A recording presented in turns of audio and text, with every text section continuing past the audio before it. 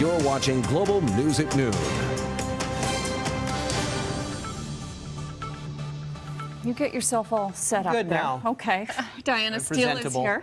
You know what, Diana? For years we've been told, oh God, don't eat from canned foods. They're just terrible for you.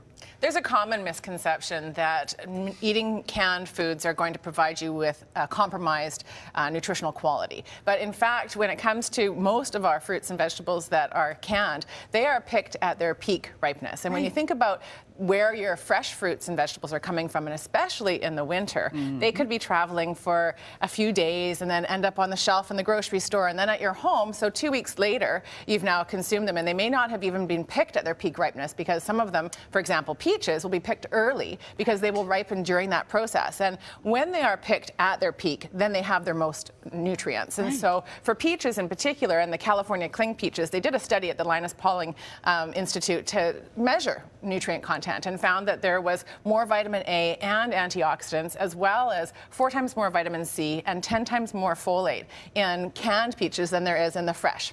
A lot of people would think it's higher in sugar. No. So now that's an interesting point. So for example, when it's canned in water, that says dans l'eau, then they're not adding any sugar to that. If it's in their own juice, then it's the juice from the peach. If it's in light syrup, then there's going to be more sugar added. And I choose not to get the ones that are in light syrup. And I definitely won't use that liquid. I'll pour it off if it was in syrup. Whereas if it's in water, I save that because it's got the flavor of the peaches, and I'll use it in a maybe a salad dressing or Natural fructose. Yeah, in your smoothie. What about PCBs? So the cans have all changed over the years, and so they've gotten rid of the PCBs many years ago, and so there's no risk for that in your canned foods. However, you shouldn't store your canned foods in the can after you've opened it. So once you've opened it, if you're not going to use it all, put it in a glass container, put the lid on it, and seal it closed. It reminds me of a song from the 90s. What? Peaches come from a can. They were put there by a man in a factory Presidents of the downtown. United States Yes. of America. That's hilarious. Yes. I've never heard that, but before my time. Good one. So anyhow, I've got a few different ways of using canned peaches, which is what I'm talking about today. But you can use canned foods in all different ways. You know, canned tomatoes. We've talked about canned beans before.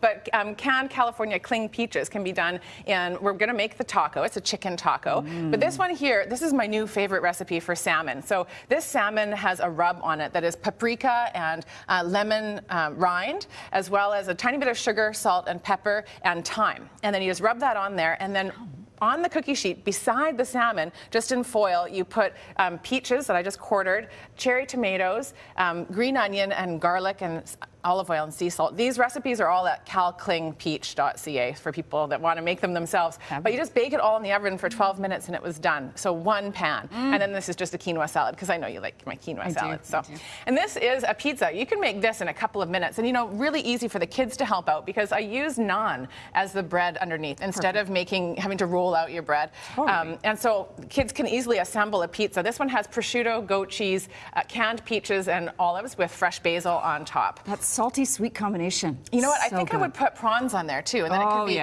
peach prawn prosciutto There pizza. you go. Yeah. Oh, so it's all It's the four-piece pizza. I get it. So today we're going to do the chicken tacos, and so here I've got mayo and Greek yogurt. And if you want to stir as I add the ingredients, would you like to do that, or would you like to do that? Okay, I'll do You don't it. want to spill. You go. So we're just going to make the sauce for this, and this has the lime juice.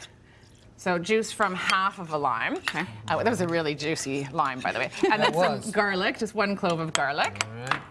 And a pinch of salt. That was more than a pinch. That was no That was pinch. probably half. It's supposed to be a pinch of. It's half teaspoon. This is a pinch of What's the cayenne. difference between a pinch and a dash? Well, dash is more of a liquid, isn't it? I don't know.